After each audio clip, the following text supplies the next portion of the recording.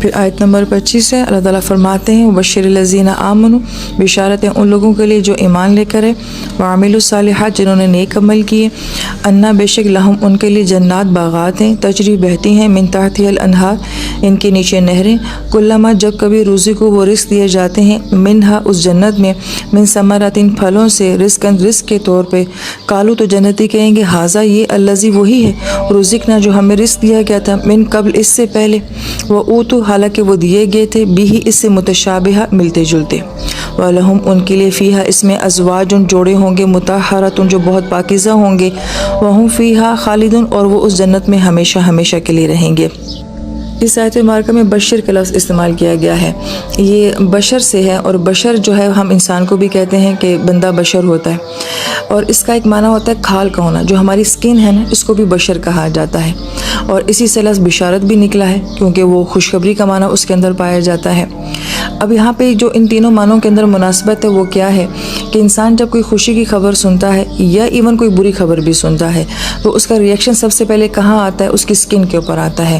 ہمارے چہرے سے پتہ چل جاتا ہے کہ یہ بندہ خوش ہے، یا چہرے سے پتہ چل جاتا ہے کہ یہ اداس ہے، تو گویا کہ ہماری ایموشنز کا اثر جو ہے وہ کہاں نظر آتا ہے؟ ہماری سکن کے اوپر نظر آتا ہے۔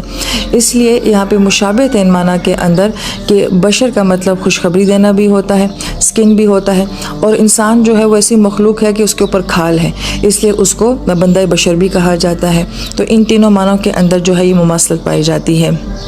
آمنو کا لفظ لایا ہے، آمنو جو ہے یہاں پہ فعل ہے، اور اس کے آخر میں واو الف آ رہا ہے جو کہ جمع کی علامت ہے کہ ایمان لانے والے۔ اب دیکھیں ایک فعل ہوتا ہے، ایک اسم ہوتا ہے، اسم ہمیشہ سے ہوتا ہے، جیسے میرا نام فوزیہ ہے تو میں کل بھی فوزیہ تھی، میں آج بھی فوزیہ ہوں، میں آگے بھی فوزیہ رہوں گی، لیکن جو فعل ہے وہ چینج ہوتا رہتا ہے۔ میں ابھی آپ کو پڑھا رہی ہوں، تھوڑی دیر کے بعد میں آپ کو نہیں پڑھاؤں گی، تو فعل کے اندر کیا ہوتا ہے؟ کبھی یہ ہوتا ہے، کبھی یہ نہیں ہوتا ہے۔ جب ہمیں یہ بات سمجھ آ جاتی ہے کہ اسم اور فعل کے اندر کیا فرق ہوتا ہے، تو یہاں پہ ایمان کا تذکرہ جو ہے وہ اسم کے ساتھ نہیں کیا گیا بلکہ ایمان کا تذکرہ فعل کے ساتھ کیا گیا ہے۔ اس کی وجہ کیا ہے؟ کیونکہ ایمان ہمیشہ ایک جیسا نہیں رہتا ہے۔ کبھی انسان بہت زیادہ اسپرچول ہو جاتا ہے، اپنے اندر بہت زیادہ ایمان کی گرمی اور حرارت کو محسوس کرتا ہے، کبھی انسان کو کچھ بھی محسوس نہیں ہوتا، کبھی انسان بہت اچھی نیکیاں کر لیتا ہے، کبھی کوئی بھی نیکی انسان کے ساتھ نہیں ہو رہی ہوتی۔ تو اللہ تعالیٰ اس بات کو خود ایڈمٹ کر رہے ہیں اپنے بندے کی اس بات کو کہ میرا بندہ ہمیشہ ایک حالت میں نہیں رہ سکتا ہے۔ اب رمضان میں ہمارا مزاج بہت اوپر چلا جاتا ہے، عید کے دن پتہ چل جائے گا کہ ہم لوگ کیسے ہو جائیں گے، تو انسان ہمیشہ جو ہے وہ ایک جیسا نہیں رہ سکتا، لہٰذا ایمان جو ہے وہ گھٹتا بڑھتا رہتا ہے۔ یہ آمنو فعل کے ساتھ بیان کرنے کی حکمت ہے۔ وعملوا الصالحات، پھر عمل کو جو ہے وہ بھی یہاں پہ جمع مذکر غائب کا صیغہ آ رہا ہے کہ انسان جو ہے وہ عمل بھی ہمیشہ ایک جیسا نہیں کر سکتا۔ کبھی ایسا ہوتا ہے کہ فرضوں کے ساتھ نفل بھی ہو جاتے ہیں، کبھی ہم تلاوتیں کر لیتے ہیں، کبھی ایسا ہوتا ہے کہ ایک رکوع بھی نہیں پڑھا جاتا، کبھی فرض پڑھنے بھی بہت مشکل لگ جاتی ہے، تو گویا کہ انسان ہمیشہ ایک جیسا عمل بھی نہیں کر سکتا، انسان کے عملوں میں بھی جو ہے اتار چڑھاؤ آتا رہتا ہے۔ پھر صالحات آیا ہے، اب یہ اسم ہے، اس کے شروع میں الف لام آ رہا ہے، اور صالحات جمع کا صیغہ ہے، اور یہ جمع قلت کے لیے آتا ہے۔ جمع قلت کہا جاتا ہے تو 10 سے کم پر جمع بولی جاتی ہے، اور بھی زبان میں اس کو جو مینشن کیا جاتا ہے وہ الف اور تا سے، 2 نقطوں والی تا سے مینشن کیا جاتا ہے۔ تو یہ لوگ جو ہیں ان کا ایمان بھی گھٹتا بڑھتا رہتا ہے، عمل بھی کبھی اچھے کرتے ہیں کبھی نہیں کر پاتے ہیں، اور پھر صالحات اگر کرتے ہیں، نیکیاں اگر کرتے ہیں تو وہ بھی کتنی ہیں کہ جب ہمیں 10 سے کم کا لفظ یہاں پہ استعمال کیا گیا، اس کا مطلب ہے کہ نیکیاں بھی کم کرتے ہیں، بہت زیادہ نیکیاں نہیں کرتے ہیں۔ اب اس میں کوئی ہمیں خوبصورتی نظر آ رہی ہے، ایمان بھی گھٹتا بڑھتا ہے، عمل بھی ہمیشہ ٹھیک نہیں کرتے، نیکیاں بھی کچھ مخصوص قسم کی کرتے ہیں۔ اللہ پاک فرما رہے ہیں کہ اس کے باوجود کیا ہے، ان کو جنت کی بشارت دے دو۔ اور پھر جنت کا لفظ جنات جمع کا صیغہ ہے، ایک جنت نہیں بہت ساری جنتیں ہوں گی۔ سبحان اللہ، قربان جائیں اللہ تعالیٰ کی ذات کے اوپر کہ میرا ایمان بھی گھٹتا بڑھتا رہتا ہے، عمل بھی میں ہمیشہ نیک نہیں کرتی ہوں، نیکیاں بھی میرے سے بہت تھوڑی ہو جاتی ہیں، مگر اس کے باوجود بھی اللہ تعالیٰ کیا کرتے ہیں، اپنے بندے کو جنت دے دیتے ہیں۔ پھر اس آیت مبارکہ میں کہا گیا ہے کہ انسان کو جب کبھی جنت میں کوئی نعمت دی جائے گی، پھل دیا جائے گا، تو وہ کہے گا کہ ہم دنیا میں بھی جو ہیں وہ اسی طرح کے پھل کھاتے تھے، مگر ان کے ذائقے میں اور دنیا کے پھلوں کے ذائقے میں زمین آسمان کا فرق ہوگا، اور ان کے حجم میں یا ان کی شیپ میں اور اس دنیا کے پھلوں کی شیپ میں جو ہے وہ زمین آسمان کا فرق ہوگا۔ یہاں پہ ایک بہت اہم نقطہ جو قرآن کو غور سے، تدبر سے اور محبت سے پڑھنے والے لوگ ہیں ان کے لیے،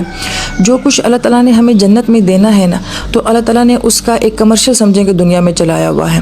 مثلا ہم کہتے ہیں کہ جنت میں باغ ہیں، دودھ ہے، نہریں ہیں، زیور ہیں، لباس ہے، کپڑا ہے، اس سب کا اللہ تعالیٰ نے ہمیں پہلے دنیا میں جو ہے ایک ہلکی سی جھلک یا عکس دکھایا ہوا ہے، تبھی تو مجھے سمجھ آتی ہے کہ جنت کی نہر کیا ہوگی، وہاں کا لباس کیا ہوگا، وہاں کا زیور کیا ہوگا۔ اگر اللہ تعالیٰ یہ سب چیزیں ہمیں دنیا میں نہ دیتے تو مجھے کیا پتہ چلتا کہ باغ کیا چیز ہوتی ہے، لباس کیا چیز ہوتی ہے، زیور کیا چیز ہوتی ہے۔ بڑی اہم اور خوبصورت بات ہے، جو کچھ اوپر آسمانوں میں ہے اس کی ایک پکچر اللہ پاک نے ہمیں دنیا میں دی ہوئی ہے، لیکن یہ ہے کہ ان کا معیار بہت مختلف ہوگا۔ وہاں جنت کی جو چیز ہوگی اس کو دنیا کے ساتھ تو کمپیئر کیا ہی نہیں جا سکتا۔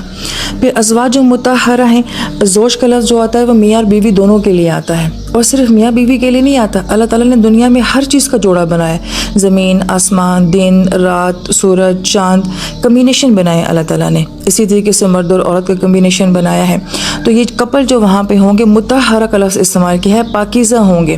یہ انشاءاللہ آگے آتی جائیں گے، آیات مزید بیان کرتے جائیں گے۔ مطہرہ کا ایک معنی یہ ہے کہ انسان جیسا چاہتا ہے اپنے کپل کو، بیوی جیسی چاہتی ہے کہ مجھے شوہر ملے، اور شوہر جیسا چاہتا ہے کہ مجھے بیوی ملے، ویسے ہی اس کو وہاں پہ ملے گی۔ اس کی اپنی چوائس کی، اپنی محبت کی، اپنی چاہت کے جو ہیں وہ رشتے وہاں پر ہوں گے۔ اور پھر سب سے بڑی نعمت کیا، خالدون، خلد سے ہے، ہمیشگی کے لیے آتا ہے کہ ہمیشہ ہمیشہ وہاں پہ رہیں گے۔ انسان کو کتنا ہی اچھا دنیا میں کچھ نہ مل جائے، سب سے بڑا اس کے دل میں خوف کیا ہوتا ہے، کہیں یہ مجھ سے چھن نہ جائے، یہ شوہر نہ چھن جائے، بچے نہ چھن جائیں، نوکری نہ چھن جائے۔ اللہ تعالیٰ نے یہ خوف جنت میں ختم کر دیا، ہمیشہ کے لیے وہاں پہ ہوگا۔ اس خوبصورت جنت کے لیے اللہ تعالیٰ ہمیں کوشش اور محنت کرنے والا بنا دے، آمین یا رب العالمین۔